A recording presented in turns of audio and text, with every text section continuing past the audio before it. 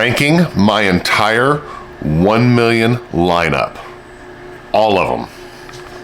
So my least favorite 1 million does not mean that I don't like it. I want to be clear. 1 million Parfum is a good fragrance. It really is. That tuberose, floral, kind of sea salt kind of vibe that it has going on isn't bad. It's actually a fantastic summer fragrance. It's really fresh, smells bright. It just happens to be my least favorite because it kind of falls out of the 1 million DNA and into its own thing. Don't get me wrong, I like it, but it's my least favorite 1 million that I have in my collection. Again, from my least favorite to my favorite, next up is the original 1 million. And again, I love this fragrance. This does not mean that I don't like it. I do like it, or I wouldn't own it. But in the ranking of all the 1 millions that I own, it just happens to come in next to last. This is a fantastic fragrance, a cinnamon, tobacco, loud, the blood mandarin in the front. This is a fantastic, amazing fragrance. It gets attention, it gets compliments. This is a great fragrance and it's a classic, just maybe a bit overused. Okay, coming in next, 1 million Lucky. Look, I know a lot of people love this fragrance, and I know for a lot of people this is their favorite 1 million. I do love the Nutella vibe that this has, that really nutty gourmand vibe. It's amazing. This is an amazing fragrance. It smells fantastic.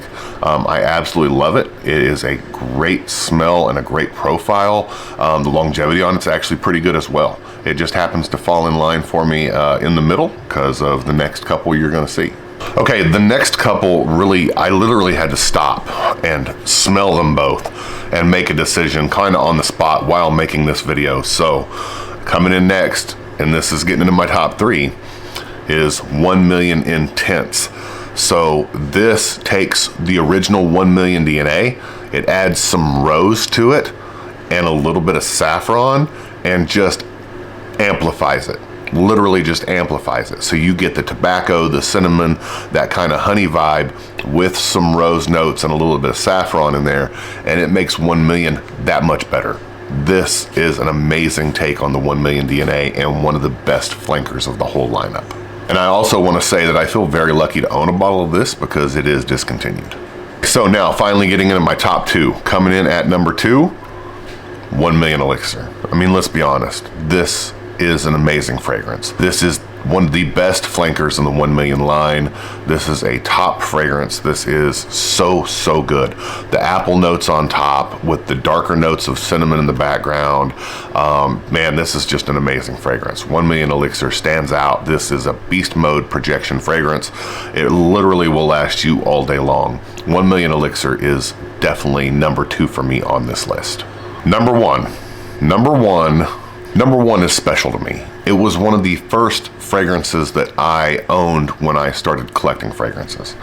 It is the best, by far, of the entire 1 million line. It is the best flanker. It's not close. Sadly discontinued. 1 million Privé. Man. When I found this fragrance and I first discovered it, and then I found out it was discontinued and that I had got lucky by getting this small bottle that I own of it, I immediately started using this very sparingly. This is really hard to get. And when you do find this, it is stupid expensive because it is highly sought after and discontinued. But 1 million Privé is a honey, cinnamon, leather, just dark notes. This is like the winter fragrance for me.